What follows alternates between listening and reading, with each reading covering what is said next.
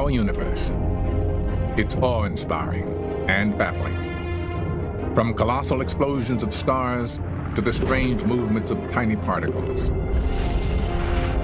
Each new discovery seems to reveal another layer of mystery. Our understanding of the world around us has taken us from the Stone Age to the Silicon Age. Now, ironclad laws of physics are breaking apart. What we believe is reality may not be real at all. The future of humanity depends on our discovering how the universe really works.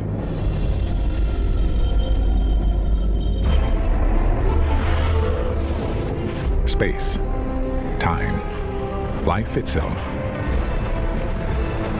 The secrets of the cosmos lie through the wormhole.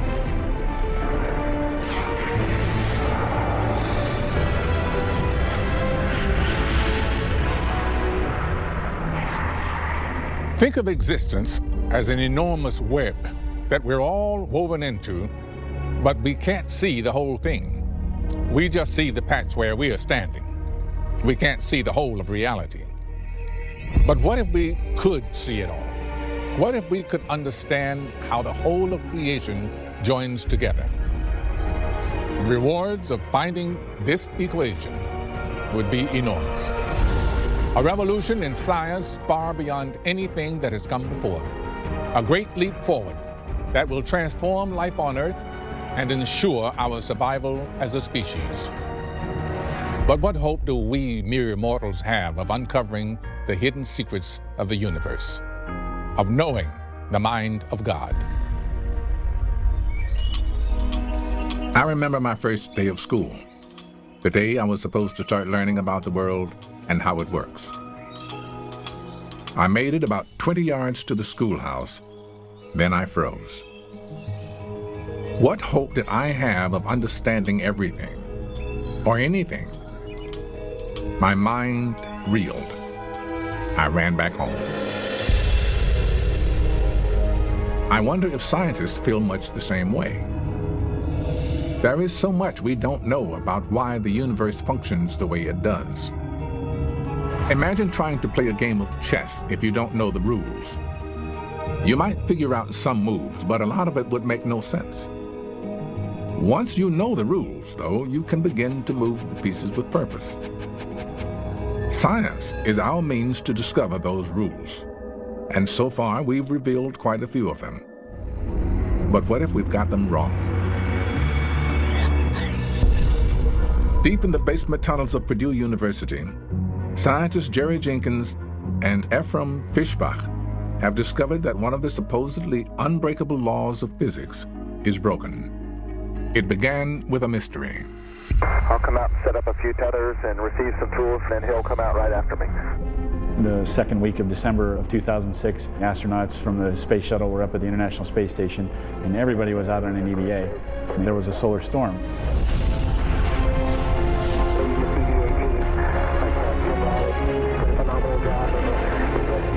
Because the astronauts were all out there, the solar storm was big news. Sitting there and watching that news story, I thought, well, wouldn't that be funny if I saw that appear in the data? Jenkins studies a powerful source of energy we can't see, but is all around us: radioactivity. Every second of every day, the sun sprays out showers of radioactive atoms. These atoms are unstable. They spit out energy until they burn away in a process known as radioactive decay. Radioactive decay is supposed to be a random process that cannot be affected by anything. In early December of 2006, we're plotting this. It's a nice straight line. It's following exactly like it should. But then on December 13th, the flare happened, and we see that the decay has actually departed what the standard decay line should have been. And it departed it for quite some time. This is actually the space of about 4 days. It appeared, or so it seemed, that something may have been changing this radioactive decay process, which nothing is supposed to change. Fishbach, a theoretical physicist, struggled with the huge implications of this finding. Knowing how fast radioactive particles break down is critical for nuclear power, weapons, electronics, and medicine. Could it be that a concept so uniformly accepted and central to modern life was wrong? The idea that nuclear decays cannot be influenced by an external influence is so fundamental to so many aspects of quantum physics, nuclear physics, elementary particle physics, that changing that would likely have a significant change on our understanding of the universe as well as on practical applications. Still reeling from this shock, Jenkins and Fischbach uncovered another mystery. Radioactive decay was not just being affected by the solar flare. The discharge of radioactive particles appears to change depending on how close the Earth is to the Sun. When the Earth is closer to the Sun, around January 4th, the rate of radioactive decay seems to be faster, and we're farther away, the rate seems to be smaller. Now, we're going to illustrate this in the following way. I represent the Sun, and Jerry is going to represent the Earth, and the bucket represents a sample of radioactive radium atoms. And you see that as Jerry moves in ellipse, where he's closer to the Earth around January 4th, more tennis balls are thrown out, meaning more particles come out than happen around July 4th. This small change in numbers could have big consequences. Cancer patients receive very tiny doses of radiation to kill their rebel cells. If the strength of that radiation changes seasonally, they might get too little or too much of a dose. Knowing the difference could save lives. But the duo's most important discovery could secure the future of the human race. 40 hours prior to the actual time of the flare, we saw the decay rate change and actually leave the line. After the flare, it started to recover and move back toward the line. So this possibly gives us the opportunity then to predict when these solar flares are happening. A large solar flare could wipe out every one of the nearly 3,000 satellites orbiting the Earth. In a flash, we would lose the internet, GPS, television, radio, telephones, and the systems that control our power grids. Knowing a flare is coming could avert a global apocalypse. If this phenomenon is real, as we believe it is, then it's essential to understand how this is happening, because this will certainly be a part of a bigger puzzle that we must understand to put all this physics together. We're groping in the dark of the vast universe, thinking we have uncovered its deepest truths, then finding we still have much to learn about the rules of nature. And nature does not make things easy for us. Down at the smallest scale of existence, deep in the weird world of quantum mechanics, it seems to play by two different rules at the same time. And the deeper we probe into its mysteries, the more we are forced to ask not just how the universe works, but whether anything is real. Quantum mechanics has transformed the world. We owe most of our amazing technology to its explanations of how extremely small particles behave. But we don't really understand it. In the quantum world, nothing seems to make sense. Reality stops being real. This mystery is our greatest obstacle to unlocking the secrets of the universe. If we can solve it, we may hold the keys to creation itself.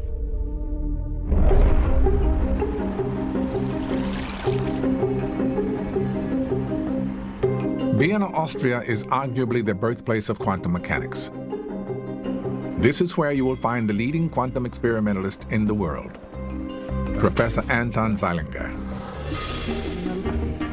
When I first heard of quantum mechanics, when I was a student, I was immediately struck by three things. First, its unbelievable mathematical beauty. Secondly, by the incredible precision to which the predictions work. And thirdly, by the fact that it doesn't make sense.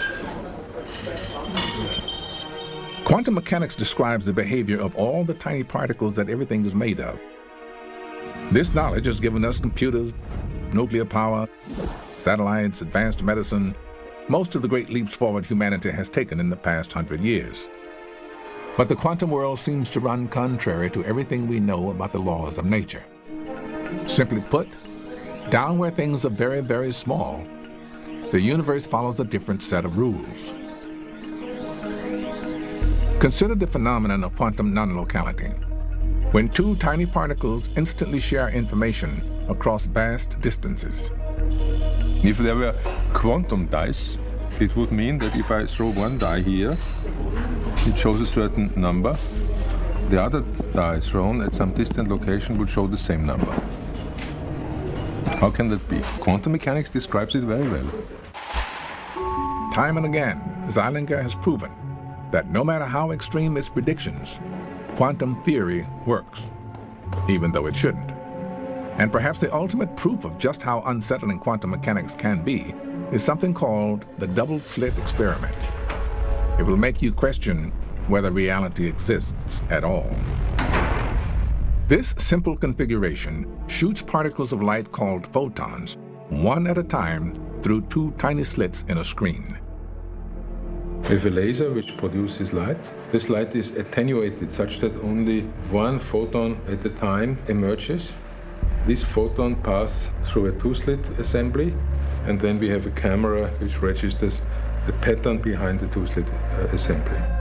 So what we see is that the photons arrive one by one on the screen, some here, some there, and it looks pretty random. Since the photons travel one by one, some through this slit, some through that slit, you would expect them to leave a pattern of two stripes on the wall. And you would be wrong. They mysteriously create a band of stripes. This is what you would expect to see if a constant beam of light shined through the two slits. It would spread across the wall like a wave. So how can single bullet-like particles of light create a wave pattern? This could only happen if the particles go through both slits at the same time. In other words, the particle is in two places at once. But strangest of all is what happens when you put detectors next to the slits. When the photons are being watched, the wave pattern disappears. Take away the detectors, and the wave pattern comes back. This suggests that we can change the way reality behaves just by looking at it. Does this mean that reality itself is not real? The modern answer is that the path taken by the photon is not an element of reality.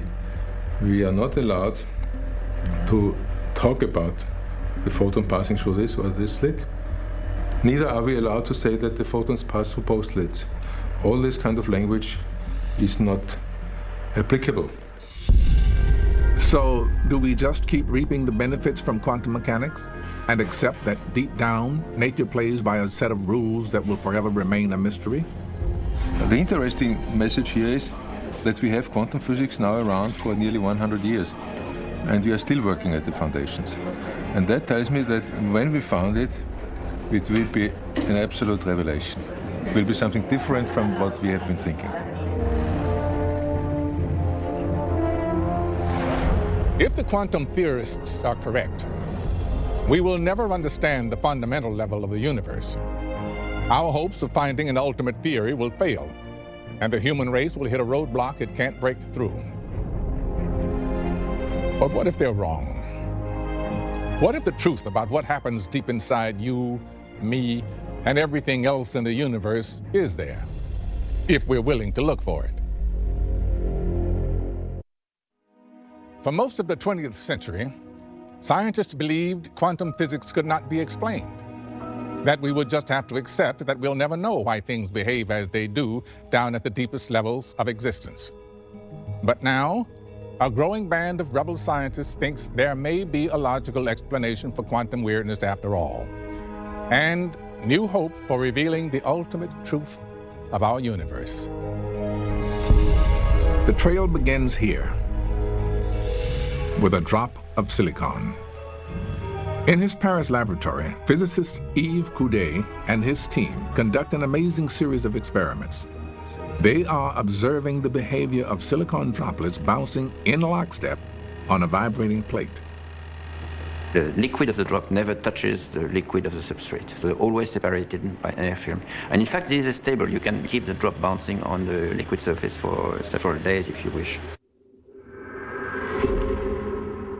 Using a camera that shoots 1,000 frames per second, Coudet has discovered that these droplets mimic behavior seen in the quantum world. And that shouldn't be possible, because the quantum world and the large-scale world play by two different sets of rules.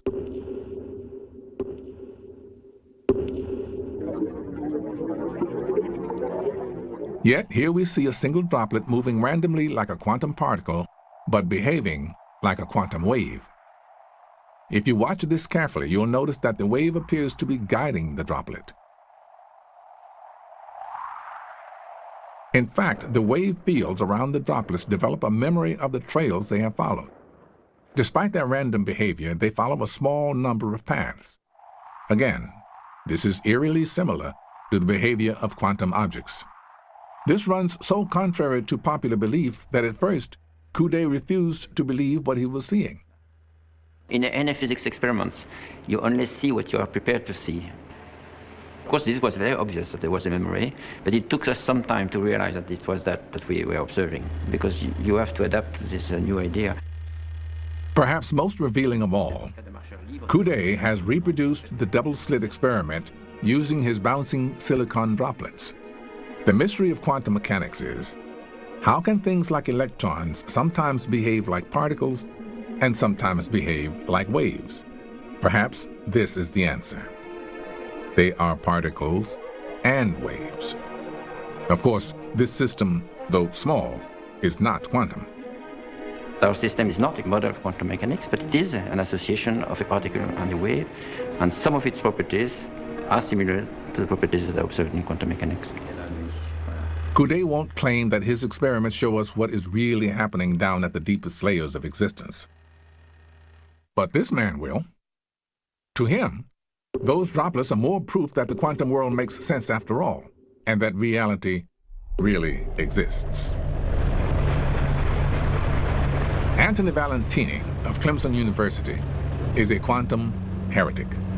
He loudly proclaims that physics went off the rails in the 1920s when it embraced the doctrine of quantum uncertainty, which says that nothing is real until we look at it.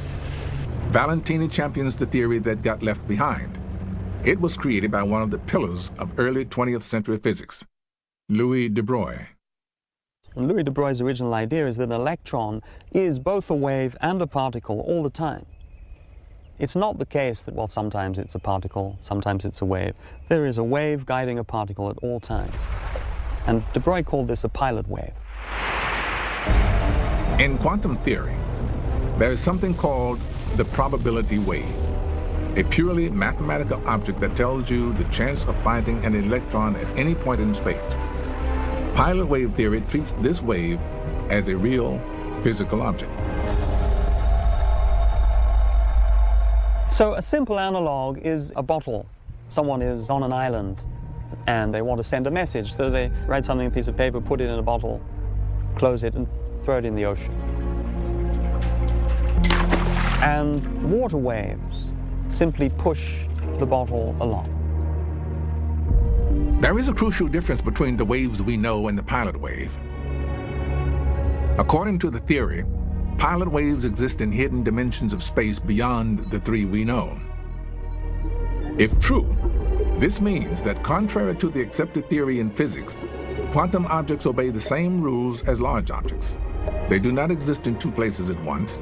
They are part of the real world.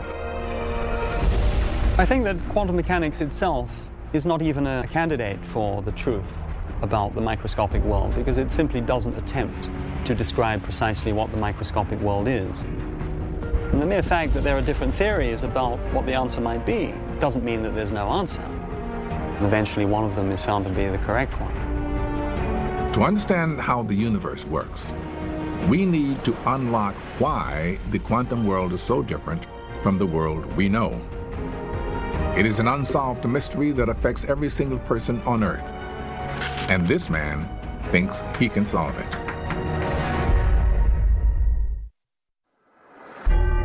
The more we understand the inner workings of the universe, the more we humans are rewarded with new medicines, new technologies, and undreamed of improvements in our lives. But some say we're a long way off from unlocking the universe's deepest secrets. We want definitive answers. What we have are mysteries upon mysteries.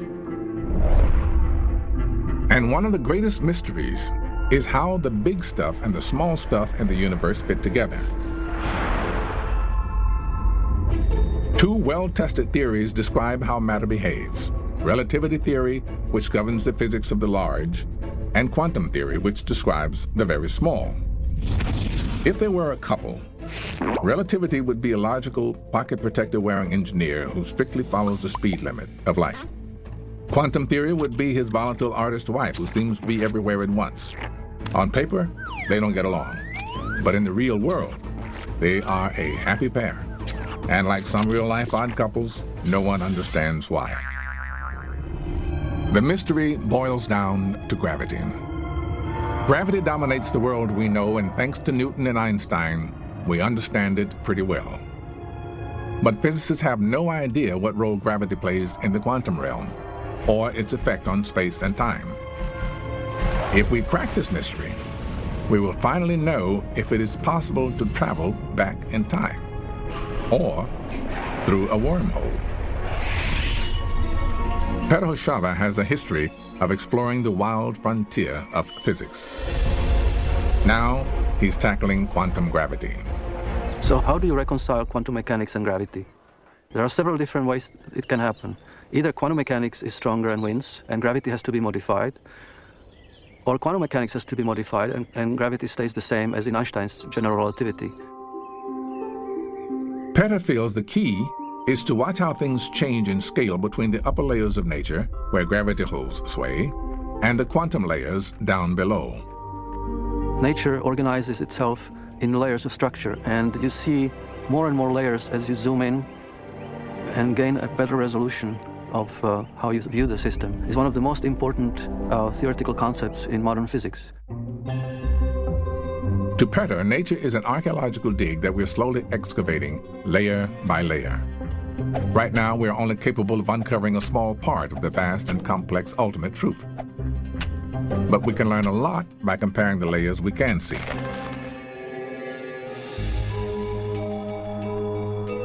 In this picture, the two images of Mona Lisa represent the two faces of space-time, space and time. They look the same when we look at it at large scales, but perhaps when we zoom in and look at the system at much smaller scales, it could be that space and time scale in a very different way. This could be the missing piece of the puzzle of quantum gravity.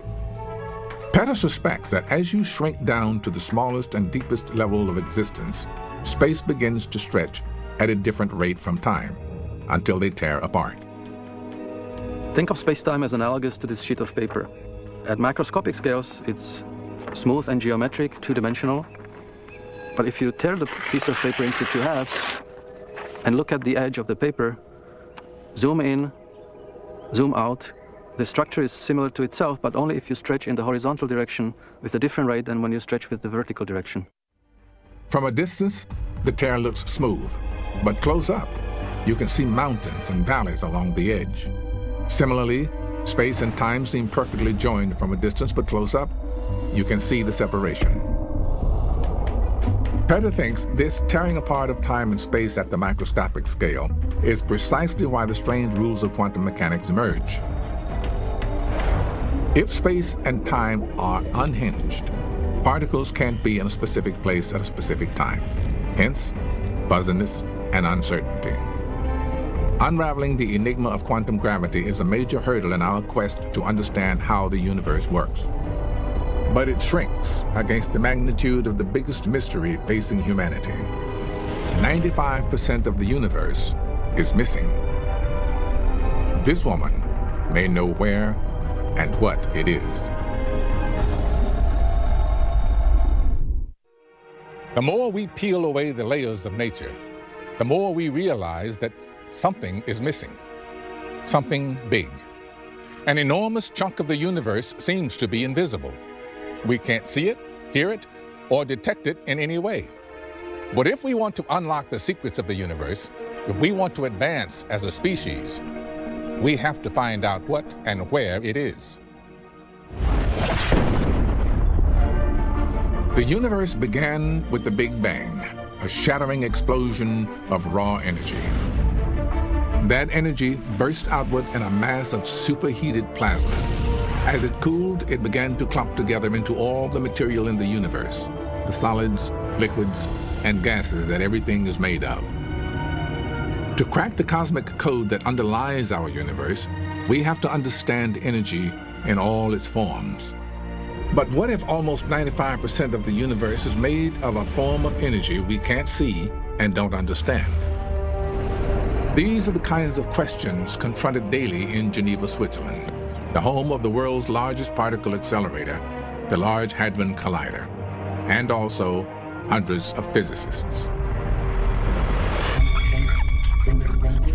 Claire Burridge is one of them, but she's hardly typical. Young, female, and an accomplished figure skater, Claire is trying to solve the vast mystery of the missing universe.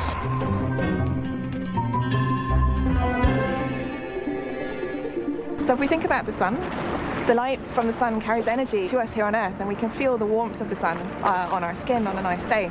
But Einstein tells us that what's happening is that energy and mass are the same thing. So in the center of the sun, mass is being turned into energy, and that's what's transmitted by the light here to us on Earth. So the energy from the sun we know and we understand very well, but it seems like there's another form of energy out there in the universe called dark energy that we don't understand at all. Accepted laws of physics dictate that the expansion of the universe after the Big Bang should be slowing down.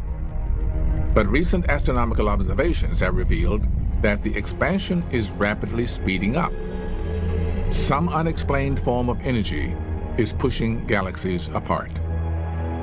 So at the moment I'm moving forwards even though I'm not doing anything because of the force of gravity. But if I were in space where there are no forces acting on me, I shouldn't be moving at all. If I'm moving forwards, then there has to be something very strange acting on me, and this is what we call dark energy. How much of the universe is dark energy? Put it this way. Here's the universe. This sliver, 4.6%, is all the matter we can see. Near massless particles called neutrinos take up another 0.4%. We think that something called dark matter accounts for another 23%. Dark energy is the remaining 72% of the mass and energy of the universe. We cannot see it, touch it, taste it, or detect it, but cosmologists are certain it is there. Without dark energy, gravity would cause the universe to collapse in on itself.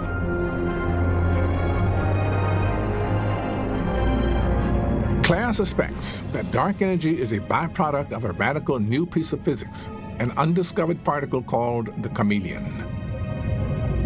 These mysterious particles actually carry an entirely different basic force than the four that physicists know about, a fifth fundamental force. In physics as we understand it, there are four forces. So they are gravity, which holds us here on Earth. There are the electric interactions between atoms, and the strong and weak forces that control what happens in atoms. And so if there is something new, a new particle like the chameleon, like dark energy, it's going to look to us like there's a fifth force out there. This force carrier is called the chameleon because it can change its appearance. When it is heavy, it becomes sluggish and ineffective. When it is light, it can zip around much faster and become stronger. How heavy it is depends on its environment, how much stuff is around it. So here on Earth, there's a lot of stuff around, a lot of matter, and the chameleon becomes very heavy, very massive. It doesn't interact with the things around it very much, and that's why we don't see it in our everyday lives and in experiments here on Earth. But in intergalactic space, where there's almost nothing, the chameleon becomes very, very light, and it can interact with things over huge distances. And that's why it can drive the acceleration of the expansion of the universe. This shape-shifting property explains why the chameleon has yet to be spotted in our particle accelerators. It should be everywhere, inside you and me and far out in the cosmos. But how do we detect a master of disguise? The chameleon shows up in experiments on really tiny scales and on really huge scales. So you can look for it in the ways that particles behave in colliders on really tiny scales, but also it affects the way that light travels. And so we can look on very large scales at how light from stars comes to us and whether we can see the effects of the chameleon there. Our slow and steady understanding of electromagnetism and the nuclear forces has transformed our lives, from electricity to telecommunications, transportation to warfare. What benefits could dark energy bring us? It's very hard to say now how a better understanding of dark energy is going to make people's lives better, but in the past, understanding things better has always led to benefits for mankind. So in some ways, understanding dark energy, for understanding the universe, it's more important than understanding the physics that we know here on Earth. The particles that we understand make up about 1% of the universe as we know it. Dark energy is a massively more important contribution.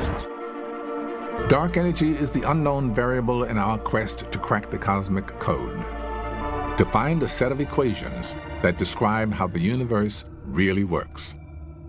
But this man says that doesn't go far enough. He believes equations don't just describe the universe, equations are the universe. And we are all living inside them.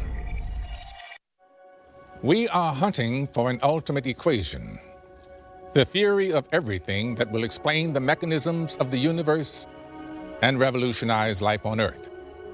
One man believes that equation exists, and the solution is the universe. According to him, the equation of everything is everywhere you look, and we are all part of it. Max Tegmark lives in Winchester, Massachusetts, a northern suburb of Boston. He's an outdoorsy sort who likes to go on long walks and think. But Tegmark's thoughts are a bit more exotic than your average power walker's ponderings. I think the reason our universe is so well described by math is that it is math, in the sense that we are living in a giant mathematical structure. So the reason we physicists have discovered all of these equations which describe our world so well is simply because these equations can approximately describe the true math, which is our reality. To Tegmark, equations are windows on the universe, and the universe is pure math. At first glance, our universe doesn't seem mathematical at all. We don't have big numbers written visibly in the sky, but if we look more closely, we find mathematical patterns and shapes all around us. Like if I mess around with my garden hose here, the water makes this very simple shape called a parabola, which has this extremely simple mathematical equation, y equals x squared. This mathematical shape, the parabola, is really built into nature at quite a fundamental level because it describes the motion with gravity of any object, regardless of what it's made of.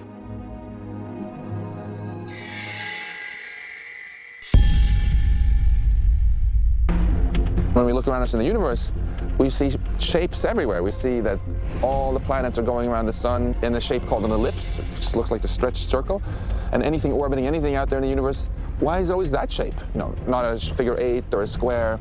As soon as we scratch beneath the surface, we start to discover all these patterns and regularities, and even numbers. Like if I just pick up some sticks here and I ask, like, how many sticks can I put here which are perpendicular to each other?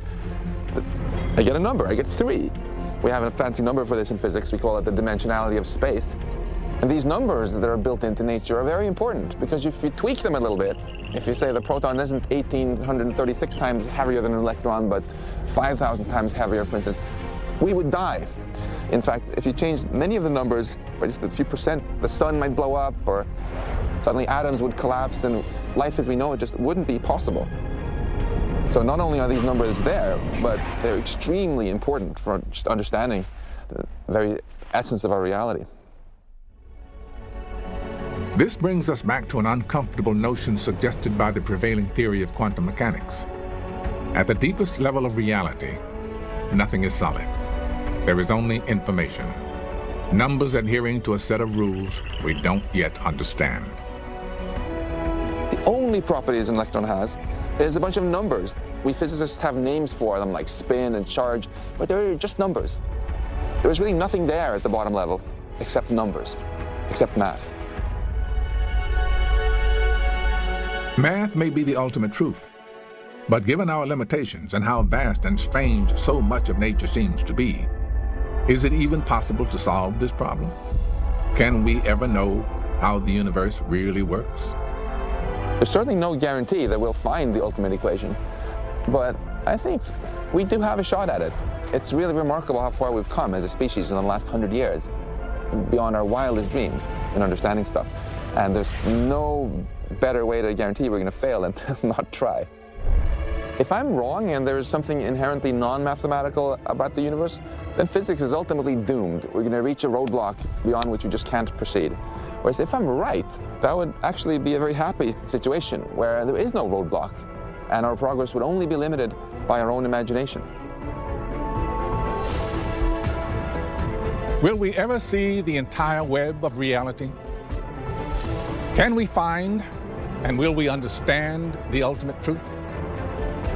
Right now, we're like archaeologists who have uncovered a small triangle buried in the sand, the tip of an enormous pyramid that we can't yet see.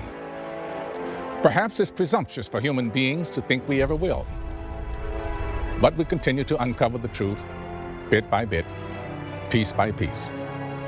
If we keep digging, we may finally reveal the full beauty of creation, and perhaps steal a glimpse into the mind of God.